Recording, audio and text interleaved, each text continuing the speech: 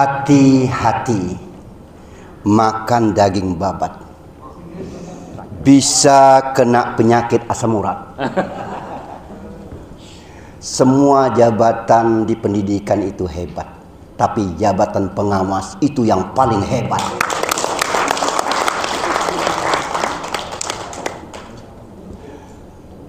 Konferensi meja bundar di Jenewa berhasil mengeluarkan kesepakatan bersama. Paling hebat orang beragama mengamalkan agamanya istimewa, tapi orang yang moderat mengamalkan agama itu yang istimewa dan utama.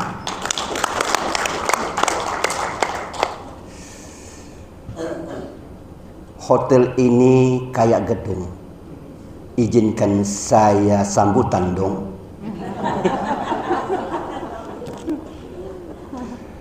Assalamualaikum warahmatullahi wabarakatuh. Waalaikumsalam warahmatullahi wabarakatuh.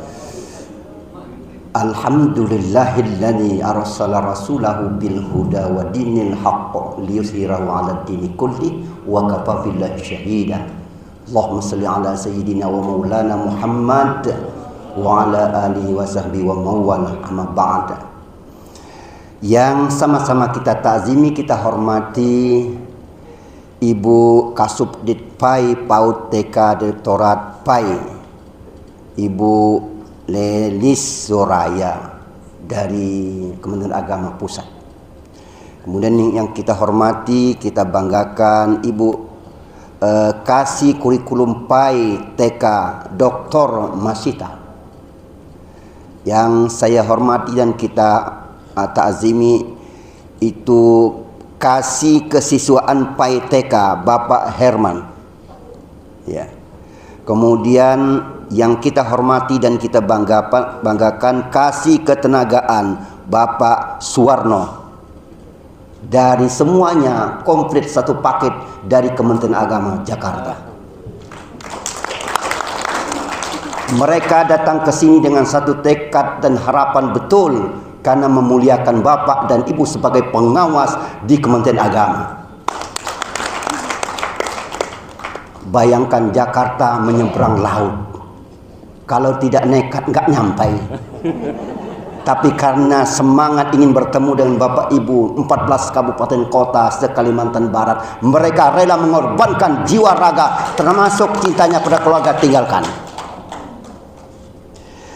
Bapak dan saudara sekalian yang saya hormati, kami menyadari dan memang Ibu juga sudah sampaikan Bapak Direktur tidak bisa hadir, tapi Bapak Ibu Kasubdit menggantikan Bapak Direktur, saya kira sudah memenuhi rasa dan keinginan kita. Bahkan beliau memberikan spirit kepada kita di sambutan tadi memang cukup berapi-api. Bapak dan saudara sekalian yang saya hormati, dalam rangka program kegiatan yaitu program pengembangan keprofesian berkelanjutan atau PPKB Angkatan 4, ini angkatan terakhir, tidak ada angkatan lagi ya. Habis. Ya, untuk tahun ini, dan jangan pernah berpikir ada angkatan lagi. Maka wajarlah kalau ada di sini yang tidak pakai songkok, kemudian songkok rendah, dan ada songkok paling tinggi. Karena ini angkatan terakhir.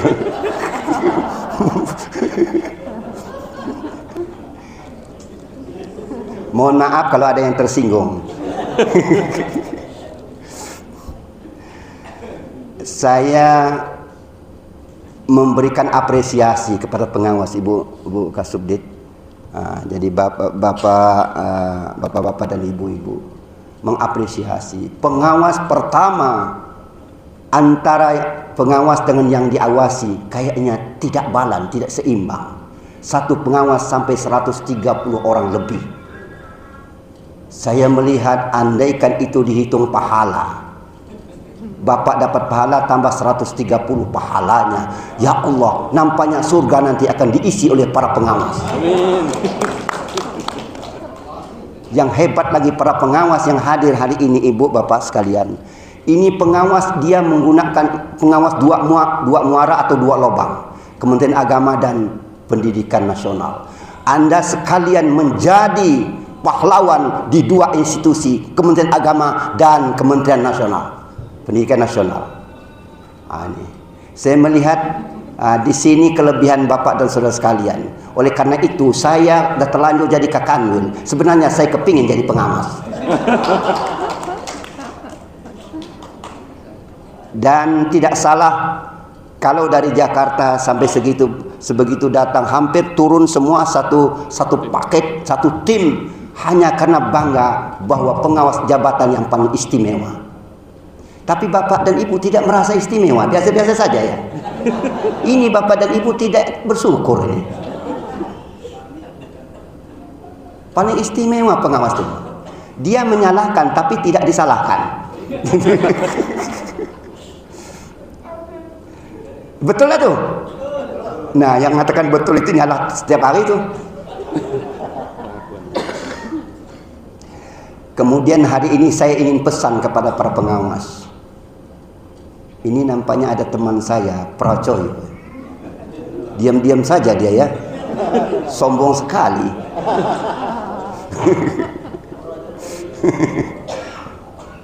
Saya ingin pesan, ada semangat yang sedang digelorakan oleh Gus Yakut, Gusmen kita, Pak Menteri Agama. Saat ini bagaimana Indonesia ini merayap dijiwai oleh spirit moderasi, cara beragama yang moderat. Dan Bapak dan Ibu sebagai pengawas agama tentu dimulai dari Bapak dan Ibu menjadi orang yang moderat. Setidaknya Bapak dan Ibu menjadi pengawas yang tidak melihat A, B, C, tidak subjektivitas. Itu adalah sikap yang moderat. Bapak dan saudara sekalian yang saya hormati, saya agak prihatin Kalbar ini Pak. Ingin saya sampaikan kepada Ibu Kasubdit yang dari Jakarta semuanya Pak ya. Kalbar ini adalah daerah yang dianggap ya bekas merah, daerah merah Pak. Dulu pernah merah kita ini Pak. Dan maka oleh karena itu gangguan terhadap semangat beragama, gangguan terhadap kedamaian seperti harimau Pak. Saya katakan seperti harimau. Tolong Bapak Ibu terjemahkan baik-baik bahasa saya, ini bahasa puitis. Ini moderasi beragama di Kalbar ini, kerukunan di Kalbar ini persis seperti harimau sedang tidur. Harimau sedang ngintip. Harimau sedang berbisik. Harimau sedang berdandan. Harimau sedang bertaubat. Mungkin bisa dipahami. Ini kerukunan di Kalbar ini yang melekat pada diri tiap pribadi, kelompok dan orang-orang di Kalbar ini kayak harimau. Manusia pada hakikatnya adalah kayak harimau. Untung dia diberi dengan akal dan hati, kemudian dikasih dengan agama. Kalau enggak, mungkin lebih parah dari harimau. Nah, maka di sini akan bermasalah kita ini. Di Kalbar ini hati-hati. Saat ini luar biasa tenang. Bahkan kita pernah mendapatkan kota terbaik di tahun 2021, atau kota terrukun cara beragama yang moderat itu tahun 2021, terbaik di seluruh Indonesia. Ya. Tapi ingat, yang biasa yang terbaik itu begitu terbalik malah terburuk. Nah, itu Bapak dan saudara sekalian. Oleh karena itu harus hati-hati. Kita harus memahami, bagi para pengawas harus tahu dari mana sumber persoalan ini. Sumber gangguan dari moderasi beragama ini mana sumber masalahnya? Pertama, medsos. Medsos Pak. Media sosial. Di situ kita lihat media sosial, kalau tidak salah saya pernah baca dari Litbang Kementerian Agama bahwa lebih dari 80% pemberitaan tentang agama di ruang publik, ruang bebas itu ada muatan hoak. Hanya 20% saja yang tidak hoak. Hati-hati. Maka jangan mudah terpancing segala apapun yang ada di dalam itu. Karena apa? Harimau kalau sudah seperti itu sedang ngintip mana celah dia bisa masuk. Tugas kita sebagai orang Kementerian Agama, garda terdepan membawa dan melestarikan semangat moderasi beragama. Tugas kita. Siapapun melekat dalam jabatannya Kementerian Agama, maka wajib, kudu wajib. Oh, ini kalau istilah apa kudu Pak ya? Wajib di atas wajib ya. Kudu wajib ya, macam orang Sunda saja saya ini. Ya. Kudu ya. Betul Pak ya? Kudu wajib di atas wajib lagi. Kita harus menebarkan semangat, spirit moderasi beragama. Nah, ini boleh tepuk tangan, nggak apa-apa. Nah, mudah-mudahan tepuk tangan ini Pak Menteri dengar. Bapak yang tepuk tangan ini akan dinaik derajatnya. Amin. Itu medsos. Yang kedua, persoalan yang harus tahu, Bapak dan Ibu harus tahu sedikit, para pengawas. Kita berbagi wawasan, bukan ilmu, ini wawasan saja Pak. Yang kedua adalah syahwat kolonial. Jangan kira dan berpikir Belanda, jangan kira berpikir Eropa, jangan kira berpikir Amerika, mereka diam dengan Indonesia. Jangan kira orang Cina itu diam dengan Indonesia. Tidak. Memang kesepakatan di Jenewa tidak ada lagi penjajahan fisik, tapi tidak ada kesepakatan untuk berhenti penjajahan non fisik. Ini harus kita perhatikan. Sekarang kita tidak dijajah secara fisik, apalagi kita kebetulan memang ada ada politik global kita adalah non blok ya, tidak blok barat, tidak blok timur. Kalau sekarang blok barat timur siapa? Amerika dan Cina. Kita tidak memihak kemana-mananya itu. Maka di Indonesia ada untungnya, tidak akan diserang, tetapi menjadi sarang yang akan dijadikan tempat mereka uji kemampuan. Ini kalau dalam tulisan Gatot Nurmantio, mantan Panglima ya, bahwa Indonesia akan menjadi tempat pertarungan antara blok barat dan blok timur, yaitu di Laut Cina Selatan, di wilayah Indonesia.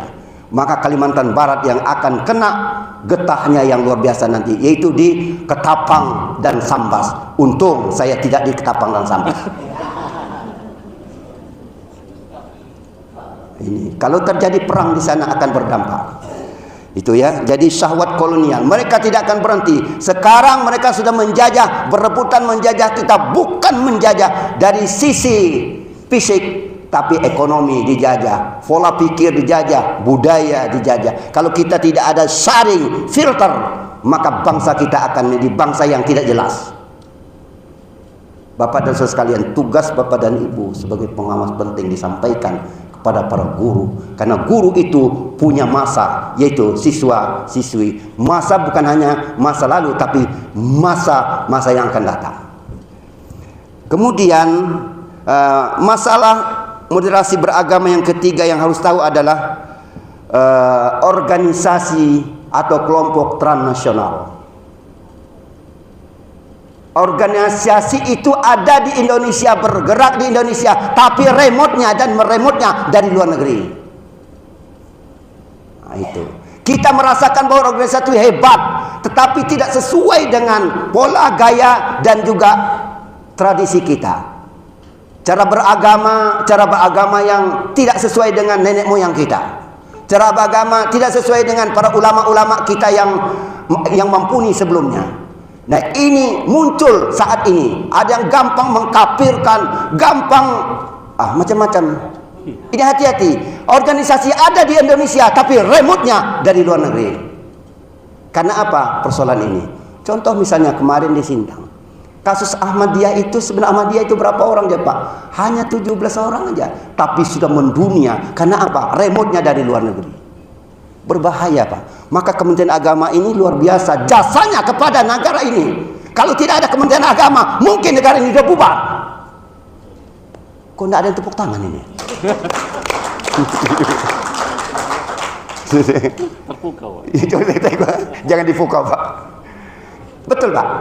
Karena ada Kementerian Agama yang betul-betul bersikeras, siap berjuang untuk menegakkan semangat moderasi beragama, maka Indonesia tetap jaya ke depan.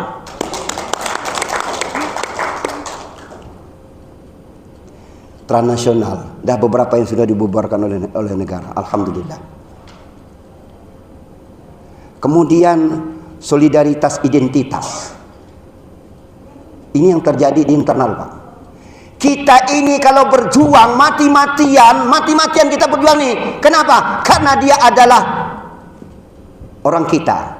Saya dari Kalimantan Barat, mau jelek mau baik, asal dari Kalimantan Barat, saya bela. Saya orang Melayu, mau jelek atau baik Melayu, saya bela. Saya orang Dayak, mau jelek mau baik, saya bela, walaupun salah. Ini bahaya, Pak. Kita sudah berjuang sektoralitas.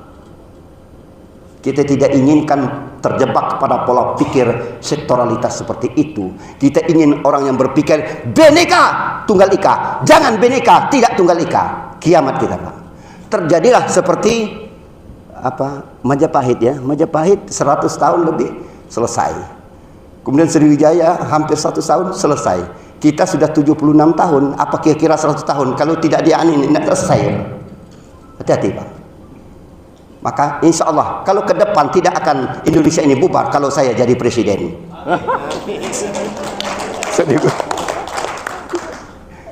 Ini yang tepuk tangan dukung, yang tidak tepuk tangan itu tidak dukung itu. Ya, nggak jadi menteri. Ya, kalau Bapak dukung pasti Bapak masuk jurang. Kemudian ini juga Kalbar harus Bapak dan Ibu sebagai pengawas ingatkan kepada teman-teman kita bahwa bias pesta demokrasi kita tahun 2024 pesta demokrasi. Kita tahu bagaimana dampak bias daripada pesta demokrasi ini. Di antaranya adalah semua orang akan bisa melakukan yang benar saja dibenarkan, yang salah saja dibenarkan, menghalalkan segala cara. Ayat-ayat Tuhan dijual. Nah, takut tepuk tangan. Ia akan menjual ayat-ayat Allah nanti ini. Seolah-olah dia yang paling benar, yang lain salah semua. Karena untuk instrumen tujuan politiknya. Ini akan berbahaya. Tugas kita menjelaskan persoalan itu. Masjid tidak boleh untuk tempat kampanye. Nanti akan diam-diam kampanye di masjid. Ini para politisi itu. Karena kepingin menang. Syahwat menang itu dengan beberapa cara terserah. Apalagi kalau soal ini. Tidak soal lagi. Udah ini terserahlah. Tuhan nanti ngatur.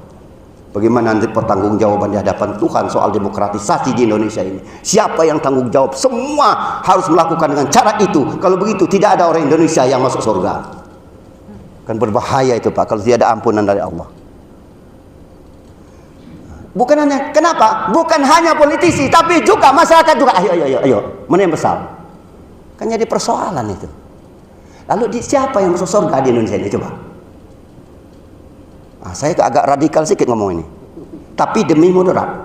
Iya, Bapak dan Ibu sekalian yang saya hormati, bias pesta demokrasi agak hati-hati ke depan. Dan yang terakhir adalah subjektivitas cara beragama. Subjektif. Jadi apa? Dia beragama yang menurut dia bahwa yang paling benar hanya agama dia. Yang paling benar adalah paham dia. Yang paling benar adalah kelompok dia. Yang paling benar adalah organisasi dia. Yang selain dia salah semuanya. Berhati-hati. Maka tugas kita, saya ingin tunjukkan kepada Bapak salah satu contoh misalnya. Saya NU. Maka ketika saya bicara di ruang NU, yang saya perjuangkan adalah Nahdlatul Ulama harus bangkit di Indonesia. Tapi begitu saya bicara di ruang publik di depan sana, saya tidak akan bicara itu. Maka saya katakan NU harus membantu Indonesia bersama-sama dengan organisasi lainnya. Sebab semua kita ini seperti dua kaki, kaki kanan dan kaki kiri. Dua kaki bisa berjalan, apalagi NU dan Muhammadiyah dan lain-lain sebagainya. Itu kalau bicara dulu. Tapi kalau bicara di dalam, NU harus bangkit di Indonesia ini. Ya? Jadi salah satu contoh. Ini salah satu contoh. Ini penyakitnya, mentang-mentang saya NU begitu di luar, yang lain ini udah semua paham salah. Mentang-mentang saya Muhammadiyah begitu tampil di depan, semua yang lain salah, yang benar Muhammadiyah. Kan kacau kalau beragama seperti itu. Macam dia yang punya surga. Gotong royong pun tidak pernah ikut bikin surga. Tiba-tiba lalu sudah komplain seperti itu. Ya sudahlah, Tuhan ngatur, pandai itu. Yang penting agama. Apa itu? Bagaimana agama bisa tegak di Indonesia? Agama sepakat hampir separuh bumi, separuh dunia sepakat kalimat agama. Tidak agama kacau. Agama artinya tidak kacau. Maka agama yang baik adalah yang tidak membuat kekacauan di wilayah dan lingkungan Indonesia tercinta ini. Begitu sebetulnya. Siapa hidup NU? Ya saya senang karena saya Roy Suryanya. Kemudian apa solusinya Pak? Saya garis besar saja saya sampaikan. Itu menjadi indikator moderasi beragama. Satu, komitmen kebangsaan. Yang kedua, spirit toleransi. Dan ketiga, anti kekerasan. Dan keempat, ramah terhadap tradisi. Ini Pak. Jadi 4 ini adalah indikator moderasi beragama di Indonesia. Dengan mengucapkan Bismillahirrahmanirrahim, kegiatan program pengembangan keprofesian berkelanjutan PPKB Angkatan 4, angkatan terakhir, hari ini saya nyatakan resmi dibuka. Terima kasih, mohon maaf jika ada yang salah, tolong dibetulkan. Jika ada yang benar, tolong lanjutkan. Wallahul muwaffiq ila aqwamit thariq. Assalamualaikum warahmatullahi wabarakatuh. Waalaikumsalam warahmatullahi wabarakatuh. Terima kasih Pak Wakil Kalimantan Barat. Luar biasa sambutannya penuh semangat. Wah, ini dipantunkan. Kami para pengawas PAI hebat. Insya Allah siap menjadi pengawas PAI yang bergerak. Ampun, bagus. Selanjutnya hadirin yang berbahagia, mari sejenak kita tundukkan kepala, bermunajat kepada Allah Subhanahu wa Ta'ala untuk berdoa bersama yang akan dipimpin oleh Bapak Romli SPDI. Kepadanya disilakan.